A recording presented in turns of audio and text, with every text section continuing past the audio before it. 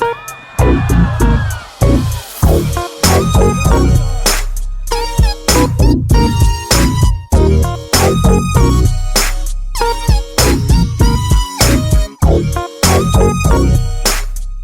right, what is up, listeners?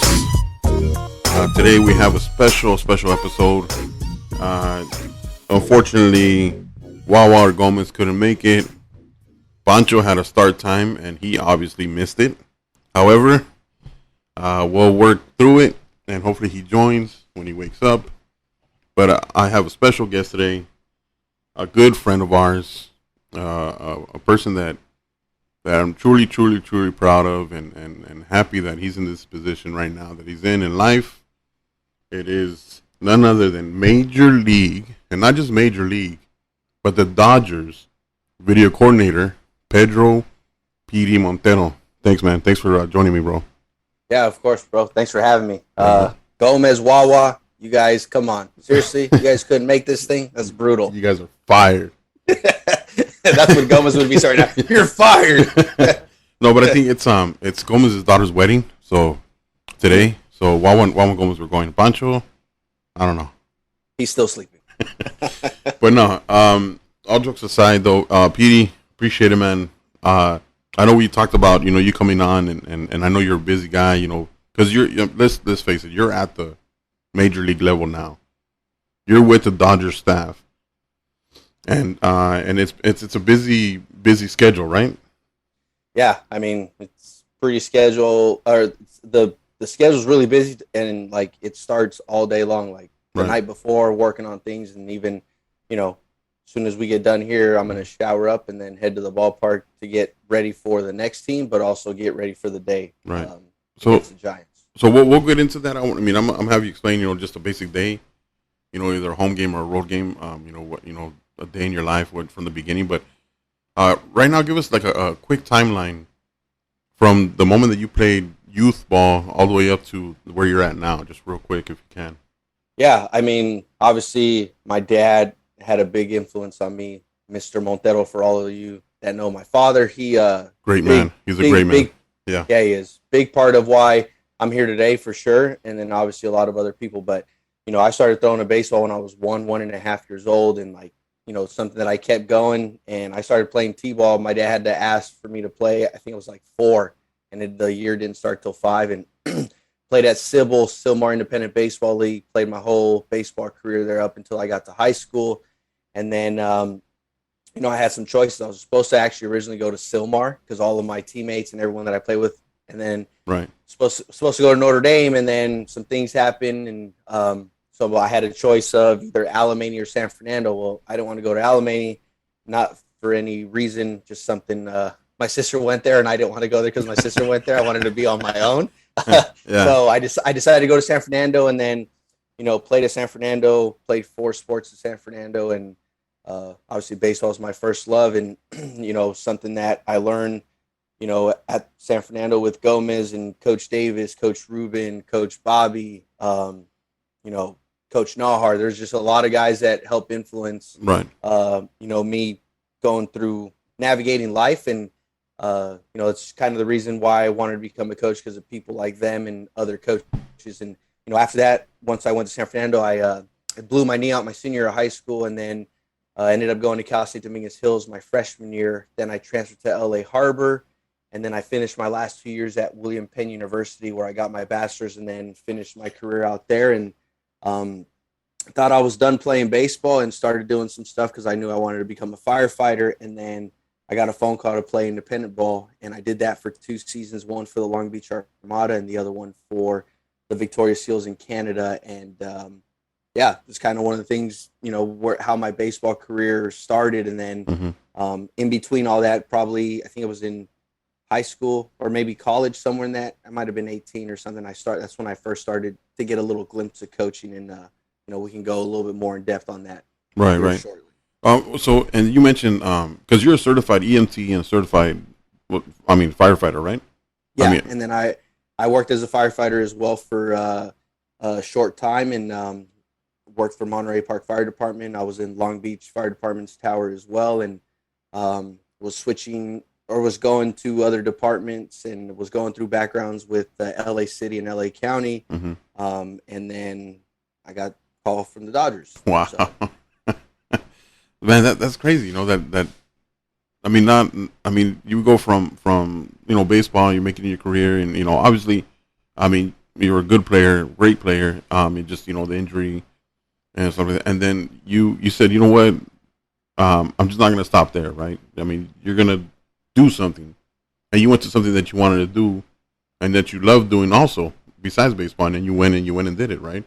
So, my thing is like, when did you when did you say, okay, baseball's not for me, or I'm done with baseball. Let me go get into this career. Like, yeah. So I would say, so to start off for sure, mm-hmm. like I always knew as a kid I wanted to be a firefighter. I originally thought that I would be able to play Major League Baseball, and then in the offseason I could be a firefighter. And then I found out later in life that you can't do that.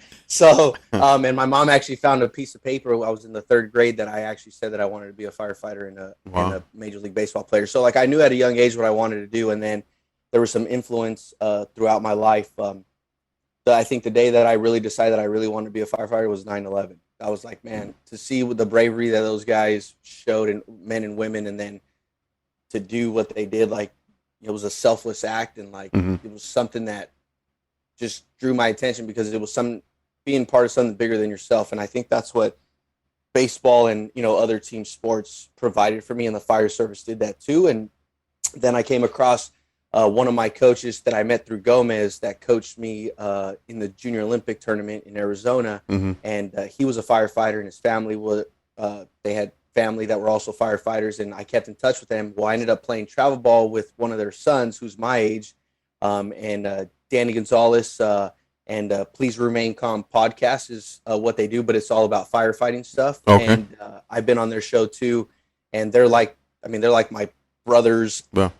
The whole family, like we're really close. Like that's they are the ones that really pushed me to get into becoming a firefighter, and that was kind of my push, I guess you could say, to become a firefighter. And that's kind of where it took off once I met them, and then going to the fire station and doing all the things that I had to do to prepare for the interviews and testing, and it's kind of where it led me. But I also knew that I wasn't going to leave baseball.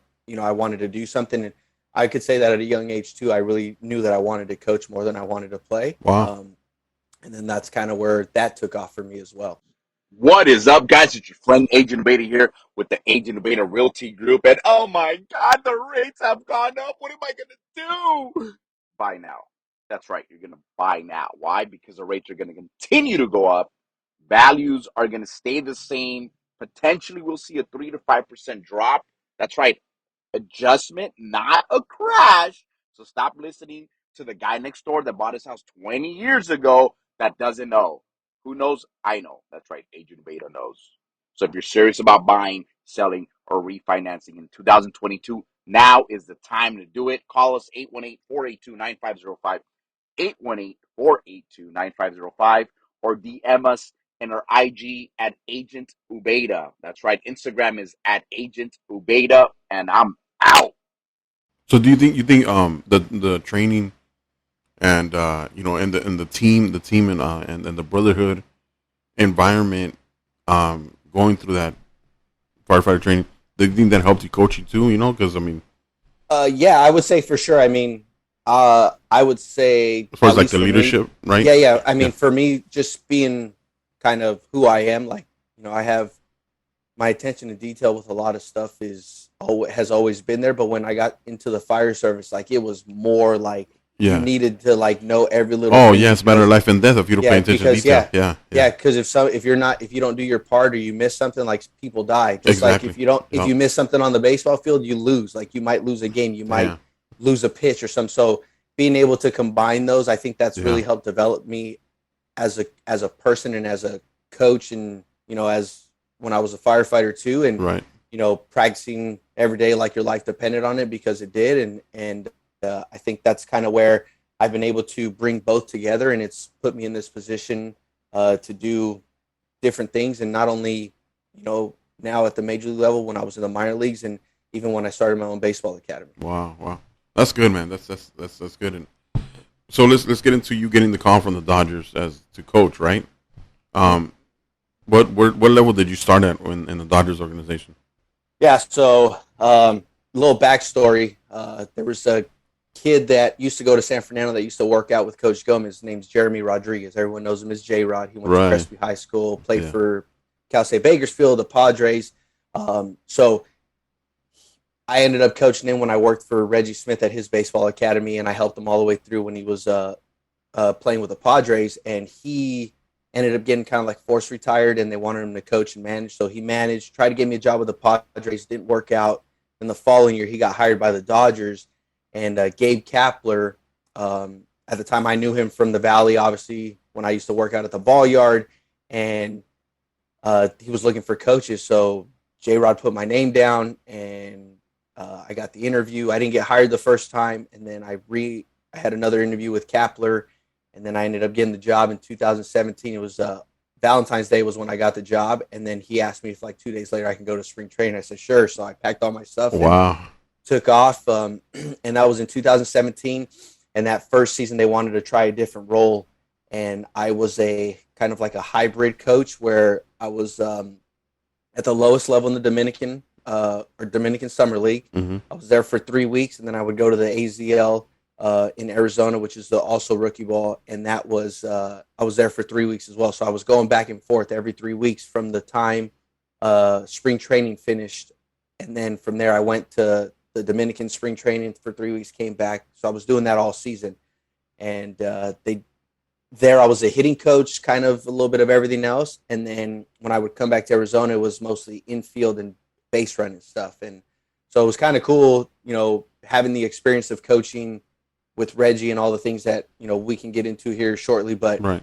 Some of the things that he taught me as a coach that I needed to know, like really helped me to do one skill here and then another skill when I would come back to Arizona. Right. Oh, that's cool. That's good, man. So then you moved up, obviously, to Double-A, right? You were with the Quakes. 2017, I was there in the Dominican, Arizona. 2018, I was in High, which was the Rancho Cucamonga Quakes. Mm-hmm. 2017, we won a championship in the Dominican Summer League. It was an all-Dodger championship. We both got the championship game. So wow, they didn't even get played. That was it. Everyone got a ring. And then 2018, we were with the Quakes. I think we had one of the best seasons in like Rancho history or something like that. And that's when everything kind of started to come into place with all the guys that are kind of up in the big leagues now that we had an opportunity to coach with. And a lot of the coaches that were on that staff are also big league coaches now too, or big league strength coaches. Can you name some of those guys that you coached? And they're under the big league? So had the Gavin Luxes, D. May, Gonsolin, Dean Kramer, Connor Wong, who's with the Red Sox. Okay. Rylan Bannon, he's with Orioles, and there was a few other guys mixed in there as well. So had that opportunity to start, building those relationships with a lot of those guys, and it's pretty cool to see them now from where they were at in 2018. And right. We ended up winning the championship there. Jazz Chisholm was on the team that we played against in the championship game. It was like we were just talking about that. It was.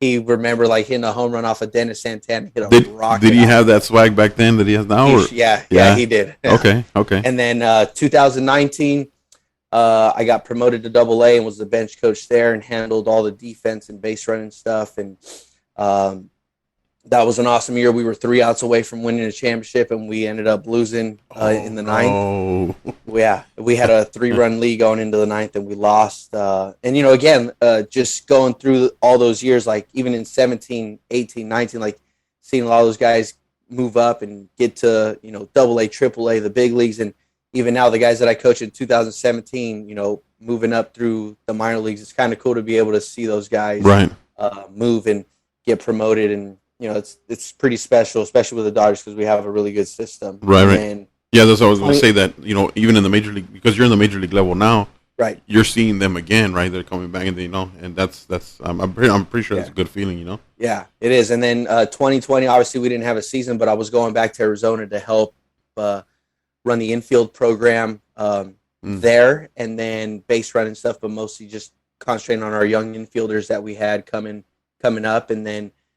They asked me again if I could do that for 2021. I said, of course. And then I was going back there this year we had the last 2 years, we had a really high Spanish speaking players, and obviously being able to speak Spanish, it was just an easy transition. And of course, they asked me like, "Hey, are you okay with being down here?" I was like, "Man, I don't care. I work for the Dodgers. Like, what? Like, it's fine. Yeah. All I care about is helping players and being there to support them with whatever they need. So whatever the Dodgers asked me to do, like, I was okay with. And then, so I was going back there, was ready, getting everything ready. And then late January, I got a phone call from the GM, Brandon Gomes, on a Friday night. And he's like, "Hey, how are things going?" I was like, we just had a regular conversation. Him and I got hired together in 2017. He was a pitching coordinator at the time. And, we built a pretty good relationship, and we talk all the time. And he's like, "Hey, we'd like to interview you for a major league position." So I was like, wow. "Whoa, what?" Like, I was like, "What? Okay, yeah, for sure." And he told me whose position I would be filling if I got the position. And so I actually did my due diligence and treated it like a firefighter interview and all the things you do when you go to the fire station. So I actually called the guy that was in that position and talked to him. So this was on Friday night, texted him Saturday night and Sunday. I talked to him all day, a little bit on Monday, and just asking him like things that I would ask that I need to know for a fire department or a fire station for that particular. So I was like, "Hey, give me some stuff. Like, what exactly is it that you do? What do you call this? What do you call that?" For example, like one of our computers is called Travel One. Like, I needed to know that because that's a tool. That's a tool. That's a buzzword. Like, I did my homework and I know what you guys call this, So I went through that. And then on Monday, I got a phone call or a couple text messages from different people in the organization. Said, "Hey, we want to start this interview." So I went through 1, 2, 3, like 3 total interviews on that Tuesday. Wow. And it was a few hours, like combined, it was a few hours. And then I saw Brandon Gomes in the hallway. I think it was like Wednesday or Thursday, because at that time we were still testing for COVID and all that. Because I was going to the stadium to go help players throw BP and do all that stuff. Yeah. And then that Friday afternoon, I was getting ready to leave the ballpark, and he calls me, and I was like, "Oh, like this could be either really good or really bad." And he's like, "Hey, just wanted to say congratulations. This position is yours if you want it." And I was like, "For real?" He goes, "Yeah." I was like, "Man, I am so in. Whatever I need to do to help this team win a World Series." He still asked you if you wanted it? Yeah. I was like, "I'm in." Yeah, like he goes, "It's yours. It's yours if you want it." I was like, "Hey, man, you ain't got to tell me twice. I'm ready." So, they kind of talked about the role and, what I would be doing. So there's a lot of things that I do. Major League Video Coordinator is my title, but it's kind of they wanted to take a different hybrid role and still be able to help out on the baseball side of things. So I still throw BP. I hit fungos. I help Dino with the infielders, and if I see stuff, I kind of help him with that.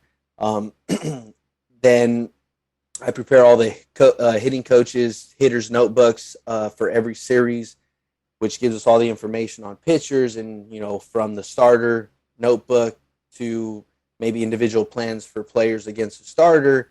And then, so it's a total of like 4 notebooks. And then I help out with preparing the iPads in the dugout with video of all the pitchers, different pitch mix. And then guys from the bullpen, we actually make the videos and cut them and edit them. And then we put them in there. I'm also, what else? Oh, and then before the game, I set up a couple cameras that we need, like slow-mo cameras for our pitchers to check like grips and release points and stuff like that. For your own pitchers, right? For our own pitchers, yeah. And then from there, I provide Dino and Clayton McCullough, our first base coach, with their infield, outfield positioning cards. So I take care of that as well. And then in game, I sit next to our video replay coordinator, and I'm tagging every pitch, and I'm cutting and editing at the same time. So I guess just a click up button, and then I have to tag fastball, this location, this many miles an hour. And then if it gets hit, I have to like what type of ground ball, small, soft, hard, or medium, and then where the play went. And then basically once I hit stop, the video gets cut and it's already into the system. So, wow. And that's part of it. And then in game, like we have all these screens, and you're watching the game. I'm watching the game as a coach. Like, hey, did you see like that guy spun and threw to second base? So like then I write these notes down, and then I'll talk to Dino about it after game. Like, hey, this guy likes to go to second base. So if you decide you want to send a guy, he's probably going to throw the ball, things like that. Right, yeah. Almost like an eye in the sky. Actually, yeah, it's kind of funny. Gratterall came in and was talking with us and asking us about this, and so he calls. My partner's name is Jonathan Rhymes. He's the brother of our farm director in the minor leagues, Will Rhymes, and he calls us the La Águilas. We're the eye in the sky. In the sky, the Eagles. Yeah. So like every time he comes by us, he goes like this to us, like we're watching the game. So it's kind of funny now when you think about it. And that's so it's cool. Like I get to see the game from the baseball side of things, almost like a scout, I guess you could say. Yeah. Well, it's just like a digital scouting report, right? Yeah. What we used to do on paper. Yeah, we used to do on paper and note everything. Just everything's on video on digital. Yeah. So now now I get to watch it. I get to watch it live, and I get to see things like, hey, how do these guys run their cutoff and relays? Like, right. And then that could potentially help us take an extra base if needed. Yeah, of course. Anything you can get on the other team's defense and their mannerisms, and yeah, of course. Like remember when, we went to the Dodgers Angels game when it was at Dodger Stadium.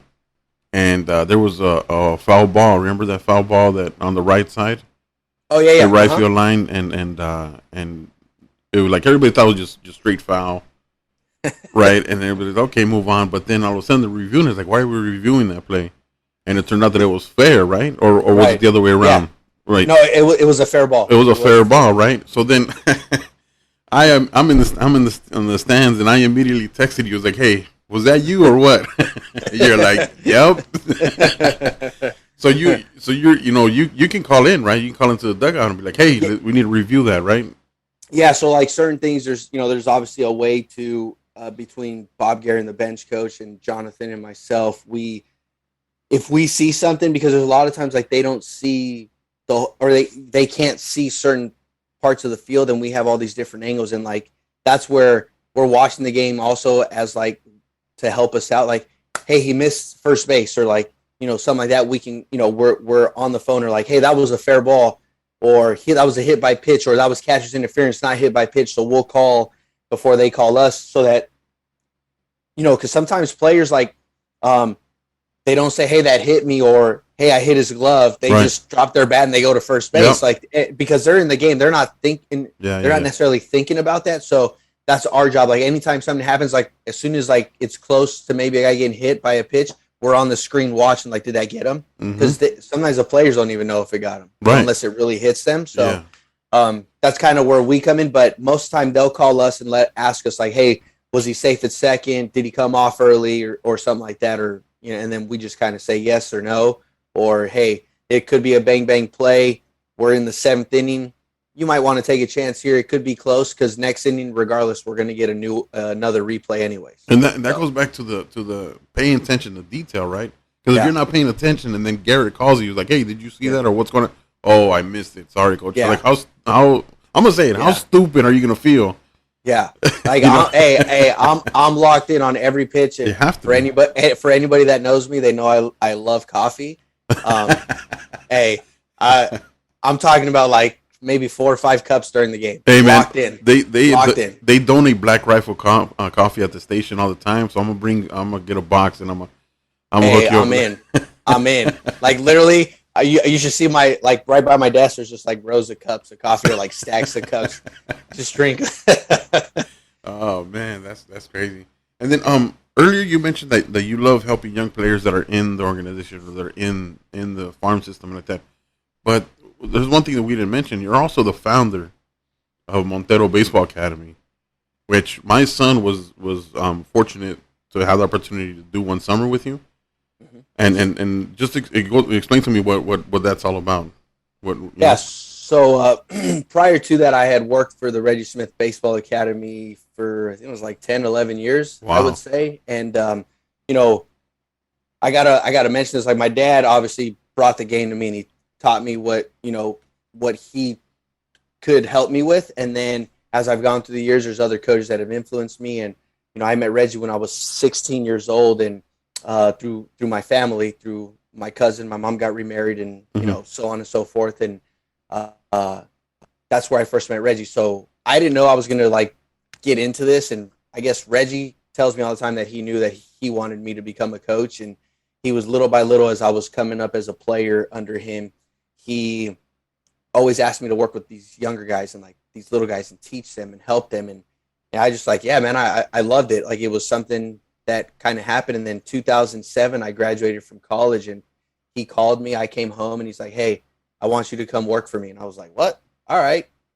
So for like 2 years, I stood there and just helped them learn everything that I already had learned from him. I was putting it together, but then now it was like from the coaching aspect, like, hey, you're going to sit back here. You're going to tell me what you see. How would you help him with his swing or whatever it is?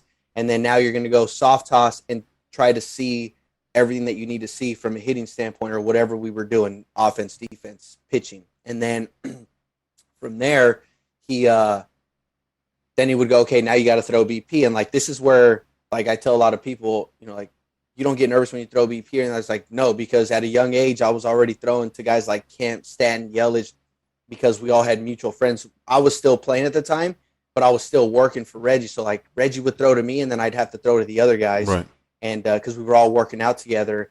So like for my first taste of like throwing, it's just everyone's the same. Now, Reggie scares me more than scares me to throw to players because Reggie had taught us a long time, like, hey, you need to be able to throw strikes. You can't throw strikes because Reggie would walk in if you weren't throwing strikes and he would finish the lesson. So and he never did that to me, but I've seen it happen a few times and you never wanted that to happen. So from there, Reggie always taught me like, hey, you need to know everything about cutoff and relays, not for the position you play, for every person on the field. Then you got to go out and do it. And I'm talking about all this because this led me to kind of want to do my own thing because I knew Reggie gave me the opportunity. And, some people may on this know who Roberto Ramos is. And he was a student of mine. And then I became his legal guardian and then went to San Fernando. And that was kind of like my first taste of like paying it forward and helping others and never forgetting where you came from, man. Like, I'll never forget I came from San Fernando. Like, hey, it's a tough neighborhood. I was fortunate to have really good parents and coaches and people that kept me out of trouble. And because of that, like, I'm standing here today and, but when I started this baseball academy, it was more of something like I wanted to just reach kids and mentor kids and help them. And not only just like, whether it's, I've coached girls in softball, I've coached obviously boys in baseball. And my biggest thing is like building strong people first, right? Good human beings and, the importance of grades and, being able, because I had to do that, right? Yeah. I mean, my parents struggled. My dad didn't go to school here. My mom, she worked her tail off and, I wanted to pay that forward because a lot of these kids had a lot more opportunities than I did. And it goes from kids from not just, our area, but throughout LA. And, some of the kids, regardless of money, situation, culture, whatever it is, everyone has their struggles. And I just wanted them to know that it's going to be okay. But also help them not only with the game of baseball, but the game of life. Helping.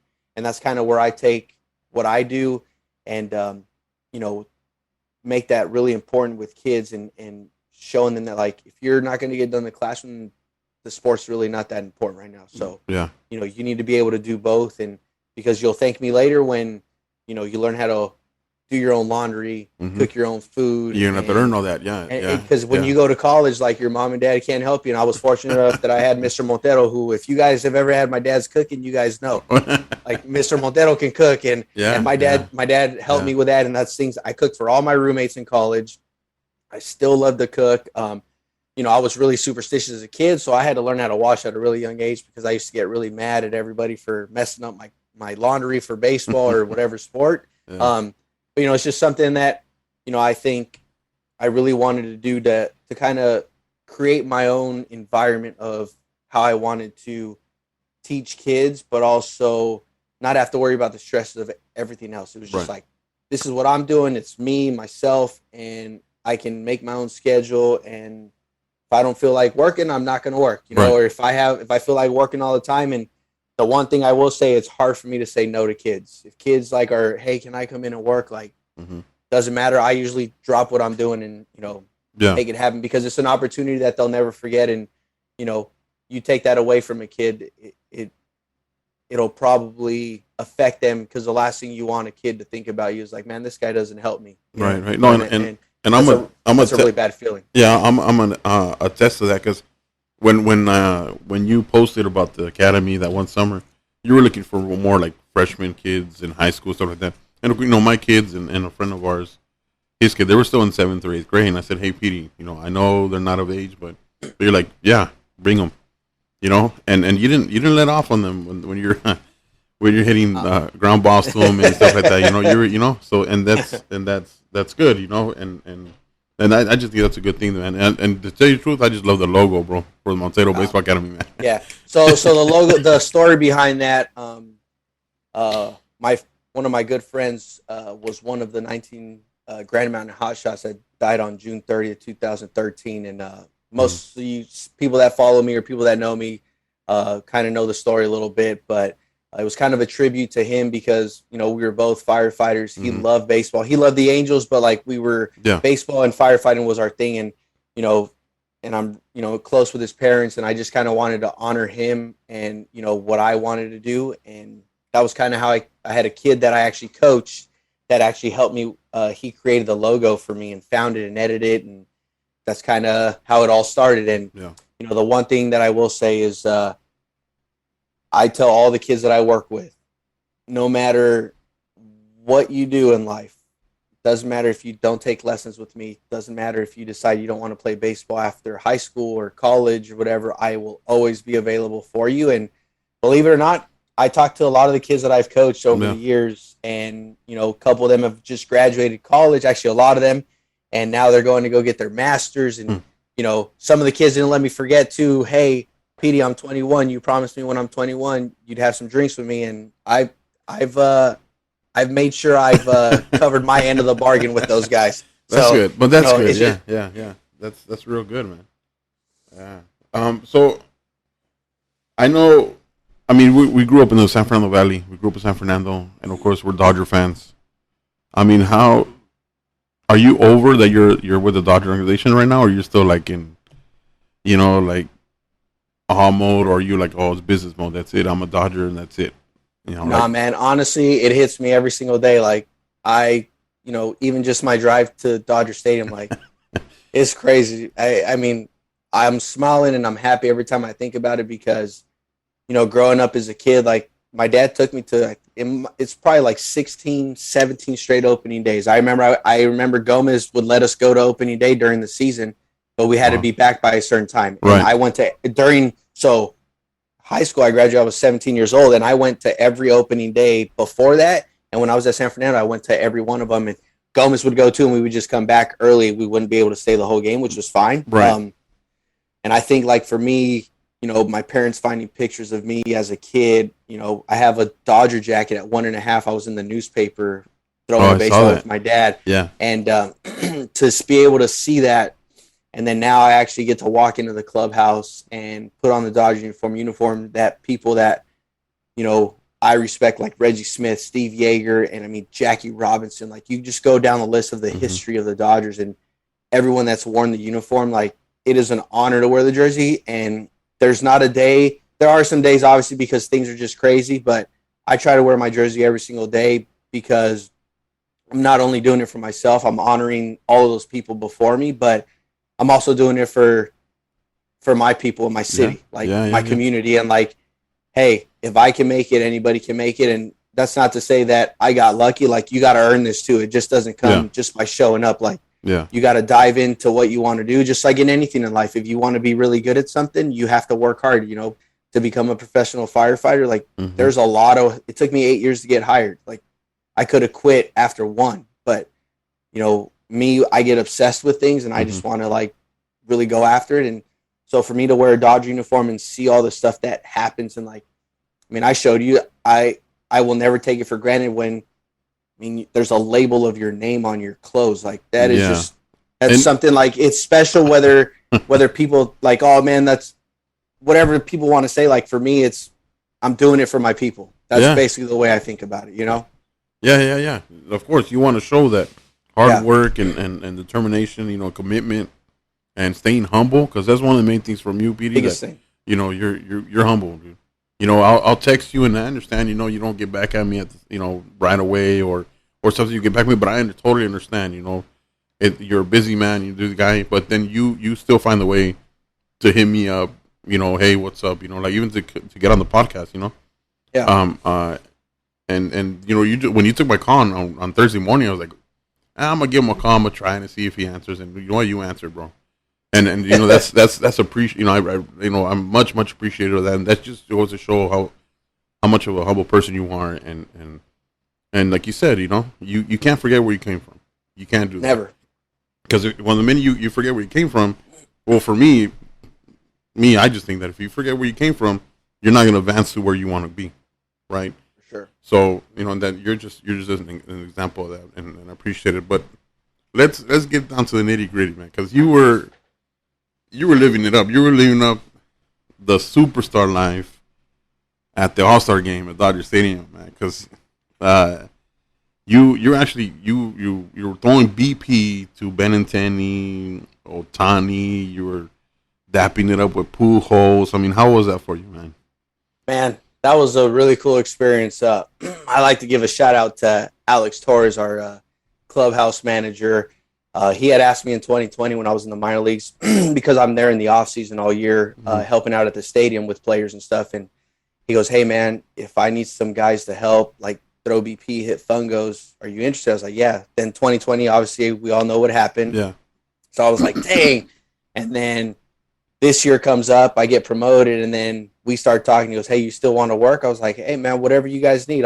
What am I gonna do for those 4 days off? Like, I'm in." So that was kind of the start, and I just literally showed up, and you're seeing the best players in the world for those couple days. Yeah. And I was fortunate enough to hang out with Pujols a few times right before COVID happened.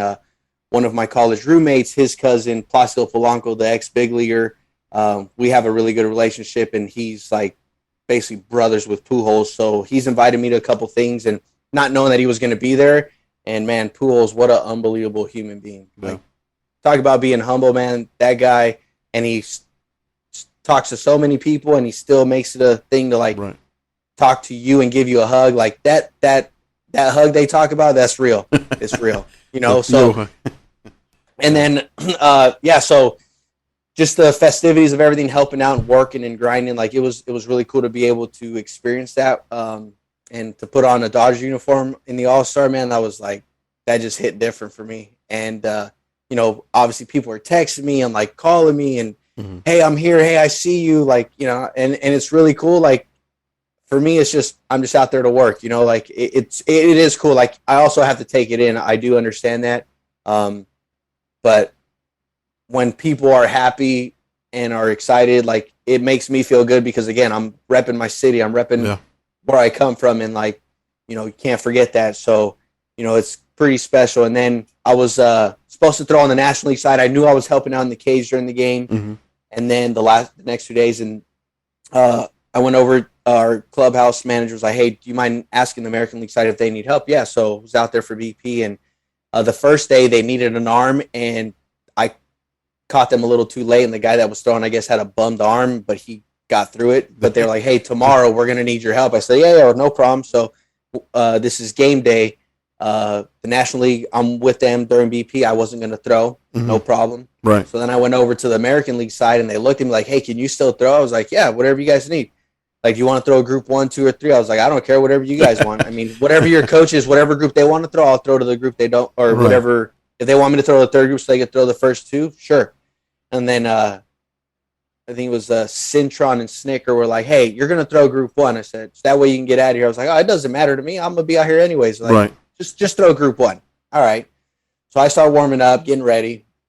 And then all of a sudden, like, BP's like ready to start. So Benintendi gets in there, and then this big crowd just comes over like the batting cage. And I was like, "What the heck? Why are all these people here?" Yeah. So I'm just throwing, minding my own business. Boom, first group. Then after Benintendi, I think it was Ty France. So then I threw to Ty France. And then all of a sudden, third guy comes up, and I look up, and I was like, "Oh, that's Ohtani." All right. and then I was like, "This is kind of cool." So I started looking around. I was like, "Dang, there's a lot of people here. Didn't even know that." So he, he gave me a little head bow, and I gave it back to him. And then I just started throwing him in there, man. And like, he was just crushing balls. After that round, then Andres Jimenez came up and threw threw to him, and I threw, I don't know, however many rounds I threw. And Right. like, dude, it was probably the coolest experience ever. Wow. Just to be able to, like, you know, you work so hard, and like as a coach, maybe for guys that throw BP and really like to throw BP like myself, that's like the ultimate like BP session. Obviously, I would say the next closest thing, or probably better than that, will be when we're doing it in the playoffs and hopefully in the World Series. For the World Series, yeah. You know what I mean? Like that. Right. That's probably as good as it gets, and for sure, maybe a home run derby would be pretty sick one day. Yeah. That way they select you to throw somebody in home run derby. Yeah. Yeah. So I mean, that was a really cool experience for me. I think more than anything, it was like representing the Dodgers and being a part of that at Dodger Stadium, and having, you know, some friends and some family there. It was a really cool experience for me. Yeah, well, you know what? I just want to let you know that on this side, we're proud of you too. We're happy that you're going through all that too, and you know, and it's always a plus to know somebody and that's in there, you know. And but I mean, no, other than that, you know, we're all happy for you, bro, and you know, keep grinding, and hopefully, like I told you the other day, you know, hopefully we can call you Skipper one day. But you said, you said no, but I want to be, you know, more than that, you know, like GM or, you know, and yeah. So, I mean, honestly, wherever this takes me, you just never know, man. You could be anywhere in the front office. It could be, you know, coaching third, coaching first, a bench coach, like being a manager. Like that's also a thought and a possibility. Mm-hmm. I would say that I'm one to concentrate on what I'm doing right now, and whatever happens after that is out of my control, or, you know, but there are things that you can't control to prepare yourself, which I'm trying to do now. Like some of the things that I do on a daily basis, even some video stuff with pickoffs and moves and runner at second that I prepare for our hitters meetings, that I help our first base coach. Like those are all things that I looked at as a minor league coach, but now I know how to edit video. And now for me as a coach, like I can do that stuff whenever that opportunity comes up for me. You know, it's like, so I'm kind of building off my skills that I have right now, and it's going to help me when I get that interview for another position as a coach someday. Like whenever that is, I don't know. I'm going to grind with what I'm doing right now. Yeah, that's kind of where I'm at. You know, you can't get ahead of yourself because, you know, that's just. But are there thoughts and things that you want to maybe accomplish in this game? For sure. You know, my thing is this is a career, so just like any other job you do, you're going to work for 20, 30 years. I mean, there's guys been in this game 50, 60 years. Yeah, so, I'm at least at the professional level, this is year 6. So I got a long ways to go. Yeah. And you're taking the approach of, you know, right now, like, you know, utility player, you know, the utility player is coming up and is being used more. And you're taking that perspective into the operational side, right? Behind the scenes side. And that's always great, you know, wearing many hats, you know. So that's good, man. That's good. You know, you got a good head on your shoulders, and you're approaching it like the way you should. You know, like we talked about, there's supposed to be a balance. You know, I'm pretty sure you're taking it all in, like as you should. But then you gotta tell yourself, hey, this is business. You know, this is my career here. You know, so it's got to be a 50-50 in that. And that's for sure. I mean, just for me personally, you know, we talked about this earlier before we got on, but. You know, I tried to give myself the moments of like just enjoying being part of something bigger than myself, being part of this, you know, first class organization. And those times for me are like when I'm not grinding on notebooks or videos or preparing for that series or the next series. Like there are times where, okay, now I'm going to go out on the field, hit ground balls, throw BP, early work, whatever that part of it is. And then once we go out for BP, like that's my time to kind of take it in, still help and grind with players at that time, but it's not like the other aspect of what I do on a daily basis. And then, you know, once it gets close to game time and all of our setup is ready to go, you know, I put the iPads in the dugout, and then I give myself at least 10 minutes in the dugout, and I'll either be, you know, inside the dugout on the bench, or I'll be on top and just kind of put my arms over the railing and just kind of go, hey man, like soak it in, take it, and you know, from there, like, and honestly, it's like a preparation for me because I'm so used to being out on the field, and you know, I'm in the video room charting every pitch and then helping out with the replay stuff. So it's kind of like my way to get ready before the game. It kind of just gives me that like, okay, it's go time, right? Because usually during the game at that point, I'd be sitting out there just kind of waiting and hanging out, and And then now the game starts. Well, that's kind of like my pre-game like routine that I have, and 10 minutes, and then usually I wait for Dino and Clayton to come out, and then we'll joke for a few about some stuff, and then I'm out. Right. That's kind of how I do it every single day. Okay. So we're gonna wrap it up a little bit. I mean, I just want to ask you just like two more questions, because I know you have to take off to the stadium in about an hour or something like that, right? But you have a first-hand look at what the players do. Like, for example, on a home game. Game is at 7:00. Give me an idea, and I want like for the young listeners, for the kids that are still in high school, or the kids that are playing JUCO or whatever the case may be, or even the kids that are playing pony ball or little league. What time are the players at the stadium? Like, let's say it's a 7:00 game. What time are they at the stadium, and then what are they doing before that game starts? I would say most guys, if it's a 7:00 game, most guys are anywhere get there between 11:30 and 1 for the most part. And that's like how many hours before a game is that? It's like 7 hours, 8 hours sometimes, and just depending on what their schedule looks like for that day. I mean, there's guys there, depending on who it is. Most guys are like 12 o'clock range, 1 o'clock range, and which is still early, right? Still early, yeah. And then guys are, depending on who it is. Some guys come in the video room and look at all that stuff. But now we have our own, apps and stuff that they can have a lot of the stuff on their phone. Okay. But there are guys that still like to use the system. Guys like Kershaw come in and do their scouting reports. Will Smith, Austin Barnes. A lot of the catchers are in there, and then. So that happens. These guys get dressed. They, they'll eat something. Food's usually ready around 12 o'clock. And then they'll go into, if they have to do some stuff in the training room to like get stretched out or get prepped. And then from there, they go into the weight room.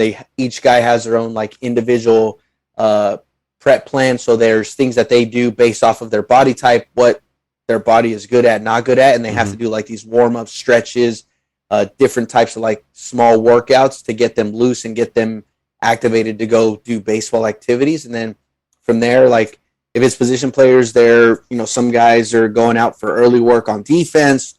Some guys are in the cage hitting early, and then they're doing their own scouting reports with the notebooks that I put together. And then, there's a hitters meeting for the most part every day, unless it's a day game.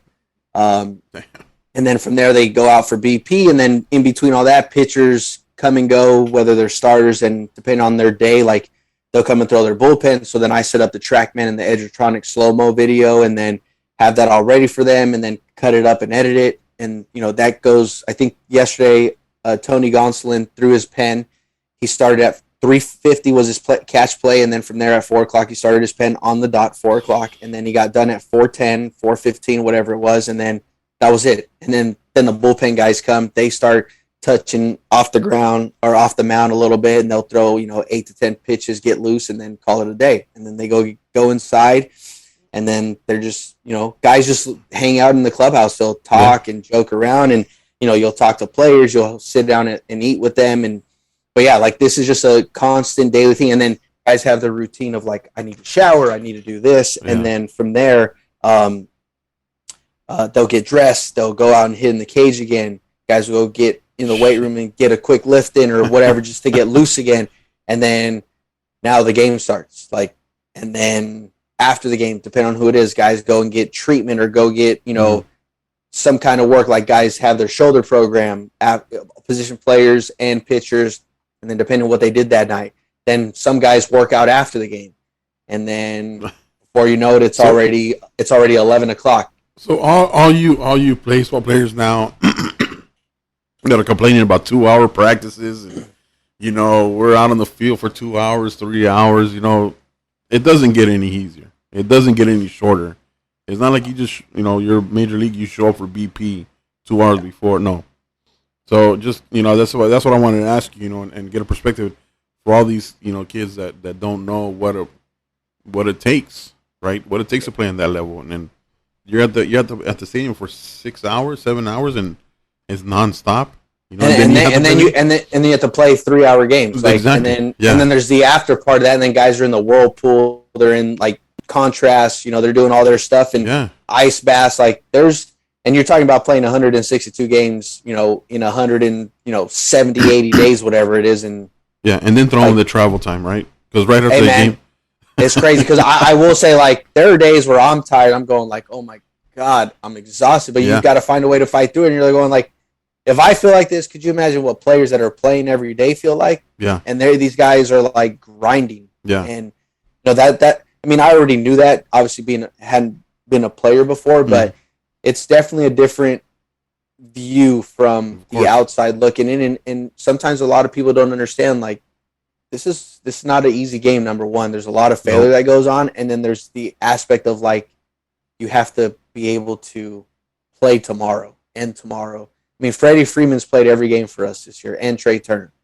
They haven't had a day off, and they played in the All-Star game. So they literally had one day off, maybe two, and that was it. So, for all those kids out there, like, just remember, this is the best advice I could give you. Just when you think you're working, just remember somebody else is working just as hard, if not harder than you. And if you can have that in your head, like, and you go, and that doesn't mean you got to be Johnny work hard at 24/7, but when you're thinking like, oh, I'm just gonna kind of cruise through this run or this jog or these sprints or running the bases, like, just remember there's a guy out there that's running a little bit harder than you are today, or whatever it is, and that goes for life too. Like, life is a competition, whether you like it or not, whatever you're doing, and it's not that you're trying to compete to get ahead of somebody, but you're playing against yourself. All you can do is control what you can control, and if you do your part, good things will happen. But if you kind of just go through the motions and not work hard and, kind of, oh, I'm good enough, and then all of a sudden this guy passes you up, like, you might have missed your window. It's going to be a rude awakening, too. It's not a good feeling either. Yeah. For sure. Well, that's good, man. And you know what? I think we'll leave it at that, man. That message right there. And Petie, once again, bro, anytime you can, that you have to help me out and you're just coming on here on the podcast, I appreciate it, and just like I've said before, man, I'm proud of you, bro. It's good to see somebody from San Fernando and from the Valley, at that level, and like you grinded. You're an example of that. Nothing was handed to you. You didn't have anybody that you knew, or you're related to somebody in the level in Major League level, that you did it all by yourself, bro. And I just want to say, congratulations on that, and it's still not done. Right, so continue, man. On many blessings on your continued success, bro. Thank you, dude. I appreciate it. Yeah, man. It's crazy to think where I'm at, but now that I'm here, now it's like even work harder so that I can help. Because for me, it's like, what am I going to do today to help our team win? Like, even the simplest thing, whether it's throwing an extra round of BP just to get this guy ready, like that's what I'm gonna do. As long as the kid wants that extra help or wants to put in that extra work, then there's got to be somebody there to give it to him, right? So the best advice I got from somebody when I first got hired by the Dodgers is always be available for the player. Doesn't matter when it is, what time it is, like, and it's just something that I've taken to heart, and I'm always around. If guy goes, hey, can you? I'm like, yep. What time? Like, sure, I will be there, and I think that's something that, you can't forget, because without the players, none of us are here. Yeah. So. All right. Well, is there anything you want to plug, like your Instagram or anything like that, or they can reach you, or? I mean, so my baseball academy stuff is Montero Baseball Academy on Instagram. I do have a Dodgers page that I kind of created. There's a little story behind that, but it's let me make sure I have the right one. I think. I'm not. I do it, and I'll explain why I have that page. It's more of like, people have asked me. It's Petie. Let's see, Petie_Montero 90. Okay. And it's Petie for those of you that don't know. Right.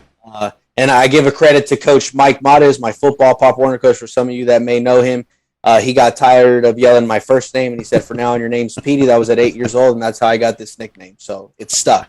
But yeah, so this page I created for some family and friends and people that I know, just to kind of share my experience of what it's like to be, around the stadiums and different things and different avenues. It's not really nothing that big. It's more of just want to share, my view from my eyes in the dugout. When I get to a stadium and you guys see kind of just a quick quick video of it. It's more of like for everyone to know, like, hey, I'm thinking about you guys because I want to share this with people that that have known me, people like yourself, Pancho, Wawa, Gomez, like, my dad. So, it's different when it's more of just kind of being there for everybody else. Yeah, and all those videos are with people without stands, which I think is great because you get to hear the crack of the bat, or you get to hear the people walking in the dirt and stuff like that. Yeah. That's what, if you love baseball and you grew up about baseball, those are the sounds that you want to hear, stuff like that, So or even just like the simple things of like,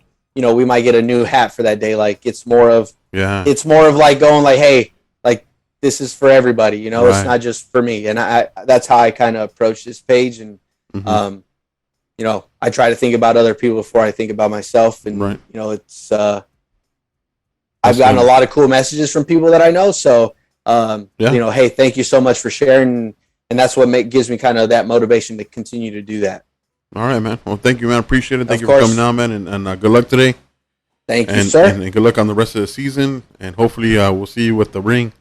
Yes, sir. Hopefully. And see if you with the picture of the trophy, man. Yeah, a little parade, too, while we're at it. Oh, yeah. Yeah, that's right. We'll have a parade for you right here in San Fernando, bro. Hey, watch out. No, on Laurel Canyon, bro. We'll cruise the canyon for you. Hey. We'll cruise. We'll call everybody out there. We'll have everybody in the rides. Hey, that'd be so sweet. We'll cruise. We'll shut down Laurel Canyon like we used to back when we were kids. Remember that? All I know is it would have to be on a Sunday so they can have everything shut off. Yep. I mean, I'm telling you, man. We're going to barbecue in the corners. We're going to shut down Carl's Jr., all that, bro. Hey. Nobody's going to get in and out that day. Nobody. And I will tell you, though, I'm a little disappointed on that in and out, though, man. Why? Because they rebuilt it. Man, they should have kept it old school. Yeah, but I mean, I don't. I get that, but like that was historic, right. Man. Like, you can't. Right. Yeah. I was kind of bummed out when I saw it. I was like, man. But you know what? They try to redo it to alleviate the traffic. Nope. And it's worse. Yeah, it's worse. They're brutal. Yeah, it's going all the way to Rinaldi now. So. Hey, it's crazy. Like I was just talking to my dad about that. I was like, I remember I used to go to the Carl's Jr. first, and like I used to walk in like I was gonna get some. Like, hey, can I get some ranch for my food? And then I'd take the ranch and go over to In-N-Out because I like ranch with my In-N-Out, but I like the buttermilk from Carl's Jr. So I would go there, and then my dad would like, "Where are you going?" I go, "Just stop right here." So my dad would like let me get out and go get the ranch, right? And then we'd go to In-N-Out, get our food, and then we'd go. That's crazy. And Mr. Montero was always mad. He goes, coño, you're killing me. I'm like, come on, man. I want to eat my burger in peace. Let me go get my stuff. Man, your dad, used to call me Sargento, right? Man, we're in Vegas, and man, I don't know what we're doing, man. He's like, it was.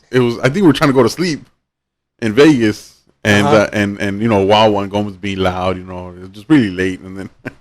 And then I started talking, and your dad's like, "Oye, sargento, aquí gente quiere dormir."